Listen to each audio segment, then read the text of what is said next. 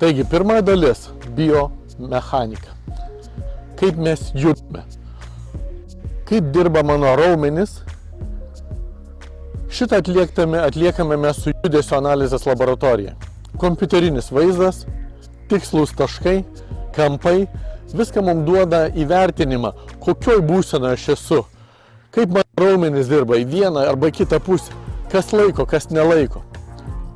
Ar aš buvau ant sofos, ar aš esu sportininkas, viskas tas įvertinama yra judesio analizės laboratorijai. Tai yra mechaninis žmogaus raumenų įvertinimas. Mechanika, biomechanika. Taip? Tas yra labai svarbu tam, kad mes žinotume, kaip judėti prieki, kokioj būsenoje mūsų raumenys yra. Kai šitą dalyką žinome, mes galime sudaryti, po to jau įtraukti šitas išvadas į mūsų raumenų stiprinimo programą, sudaryti programą ir judėti stiprinimo arba atpalaidavimo kryptimi. Niekada nebus vien tik stiprinimas. Kažkokie raumenys yra per stiprus, kažkokie per silpni, mums reikia juos subalansuoti. Tai mūsų didžiausias tikslas – balansas. Antra dalis bus mūsų įvertinimas mūsų kraujotakos ir kvėpavimo.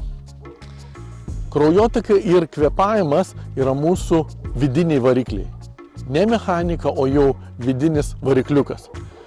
Naudodami prietaisus įvertiname ramybės būsenos, metabolizmo lygį, įvertiname VO2 max teksto pagalba, aukštutinę galimybę įsisavinti deguonį, laktato testą.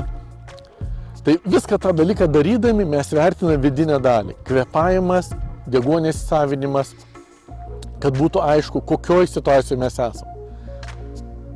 Kažkokią programą atlikus, vėl vertinsim toliau pagerėjimus, pablogėjimus. Tai yra antroji dalis – kraujotaka ir kvėpavimas. Iš išorės mums reikia dar žinoti, mes pasiemame, prašome, kad būtų atnešti tyrimai, kraujo tyrimai. Laboratorijai pilna analizė kraujo, kad žinotumėm, ko trūksta. Mineralų, vitaminų, kokių turim problemų su pilnu kraujo aprūpinimu. Trečia dalis, kuri kartu priklauso prie kraujotakos, tam, kad kraujui duoti tinkamą aprūpinimą, mums reikia žinoti maitinimą.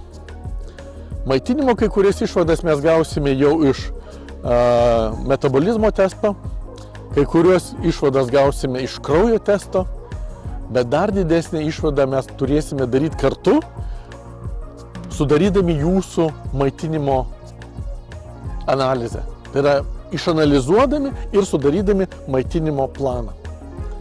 Kokie jūsų tikslai, kiek jūs sportuosite, ko jūs sieksite, priaugti svorio, numesti svorio, padidinti ištvermę. Visi skirtingi būdai ir maitinimo programai sudaryti.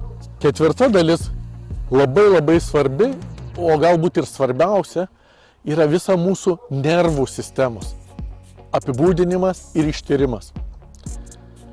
Pradedam nuo motyvacijos testo.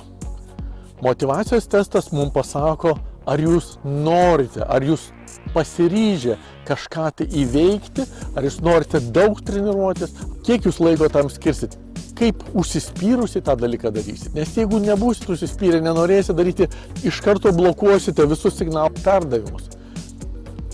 Vadinasi, netobulės mūsų raumenys, nervų sistemos greitis bus mažesnis.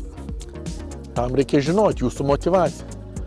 Antras testas, kurį privalome atlikti, mes atliekame, tai yra jūsų streso testas.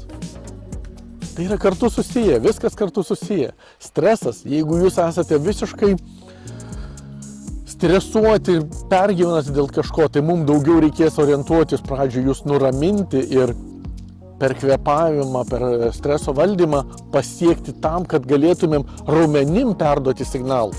Ta pirmajai daliai. Išsitirdami, darydami specialius testus, pasižiūrėsime, kaip jūsų smegenys perduoda signalus į raumenis, kaip greitai jie reaguoja, kaip padaro, kaip sukuriama yra koordinacija. Ar jūs koordinuotas, nekoordinuotas, tai yra nervų sistemos dalis. Šitą dalyką žinodami mes turime 4 pagrindinius fundamentalius dramblius, ant kurių statoma sekantis dalykai ir programos.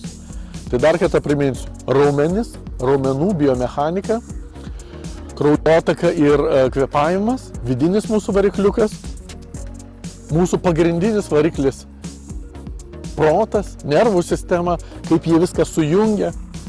Ir tą, ką mes duodame, kokį kūrą į save, maitinimas, tie yra 4 punktai, kuriuos mes privalome žinoti, kad nustatyti jums tinkamą programą. Kai šitos pagrindinius dramblius turėdami, darome sekantį žingsnį, įvertiname, analizuojame, filmuojame bet kokiu atveju jūsų bėgimo techniką, jūsų judėjimo techniką, jūsų koordinaciją, ką jau sakiau. Tam reikia išsianalizuoti, ar galite padaryti judesį vieną, ar išsilaiko visas kūnas į vieną ar kitą, ar 2 rankos kartu, ar paraleliai dirba, ar jos atlieka skirtingus judesius nepriklausomai. Tai yra viskas nervų sistemos dalis, koordinacijos. Tai 5 punktas didelis, kurį reikia jau daryti tada, kai žinoma 4, tai yra jūsų technika ir taktika. Pradedam nuo technikos. Judesių technika. Kaip judate, kokie raumenys dirba, ką reikia padaryti iš tų tyrimų, iš pirmosios dalies, kad veiktų vieni raumenys, kad kiti raumenys dirbtų, kad jūs optimaliai bėgtumėt, kad sunaudodami mažiausiai energijos bėgtumėt. Ar bėgtumėt, ar judėtumėt. Kokie jūsų sporto yra specifiniai dalykai. Pavyzdžiui, futbolo, judesiai į šoną. Man reikalingi šoniniai raumenų darbai. Jeigu aš bėgu tiesiai, man paprastesni judesiai yra. Šoku krepšinį, man reikia kojos, dubens, nugaros stiprumo. Viskas yra priklauso nuo to, kokie jūsų tikslai - sveikatinimo ar profesionalumo. Kai šito turime techniką, programą ir ją atliekame, kartu tada darome taktiką. Taktika, kaip mes tą dalyką pasieksime. Ar tai varžyboms ruošime, kokią taktiką naudojama, ar tai ir prieš tai treniruočių taktika, aišku, yra. Tai viską tą turim aptarti. Ir kai visą šitą atliekame, mes einame tik tais prie 6 punkto. 6 punktas pas mus yra įranga, su kuria mes tą dalyką atliekam. Tai yra mums pagalbinės priemonės. Tai yra bateliai, tai yra specializuoti bateliai, tai yra kojinės, tai yra apranga, tai yra mūsų išmanus prietaisai, kurie mums padeda, bet tai yra priemonės. Tai yra prietaisai, kurie mums tik stebi, jie nieko daugiau nedaro. Tai pradžia yra tyrimas ir esamo situacijos žinojimas. Antra dalis jau yra sudarimas individualios programos ir įvertinimas, ko mes norime. 2 sakiniai apie profesionalumą ir sveikatingumą. Tai yra 2 skirtingi priešingi poliai. Negali būti siekti sveikatinimo ir būti labai profesionaliu. Tai neįmanoma. Pasakau tai labai paprastai. Profesionalumas atima sveikatinimo dalies. Jeigu mes profesionaliai siekti, mes prarandame sveikatinimo, kažką tai prarandame. Nes profesionalumas, greičiai, rezultatai, viskas yra ant maksimalios ribos statoma. Jeigu mes žiūrime vien tik į sveikatinimą, mums nebus maksimalių rezultatų ir mums to nereikia. Nes mes sveikatos siekiam.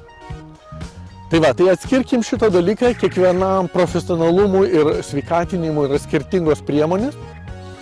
Kai šitą dalyką žinome, mes galime apjungti visus šitos 6 principus ir individualiai dirbti. Galima į grupiniuose užsiėmimuose, galima individualiai, bet geriausias rezultatas 99% yra individualus darbas, žinant jūsų problematiką. Žinant visus tos 6 parametrus, iš esmės tai yra 4 yra jūsų, tai yra jūsų situacijos įvertinimas. 2 paskutiniai tai yra technika, taktika ir įranga, Jie yra pagalbininkai, bet jie padeda mums pasiekti tų pirmųjų pagerinimo rezultatų. Tai čia yra trumpa tokia pastebėjimai apie tai, ką mes darome ir kaip darom. Todėl mes vadiname FOActive, tai yra kompleksiškumas, holistinis požiūris į visą mūsų kūną ir kaip jo siekti sveikatinti. Arba profesionalumą. Apie kiekvieną iš tų punktų galima atskirai kalbėti, gilintis labai giliai. Parašykit, paskambinkit, kurią norite dalį daugiau išnagrinėti, mes imsime tolyn, gilyn kiekvieną to dalį. Čia yra bendras apibūdinimas, ką mes darome. Tai laukiu atsiliepimų ir skambučių, paskambinkit, pasikalbėkim. Tai yra geriausias bendravimo būdas. Arba atvažiuokit čia ir mes kartu viską aptarsim, kaip jums individualiai teisingai parinkti sveikatinimo programą. Iki.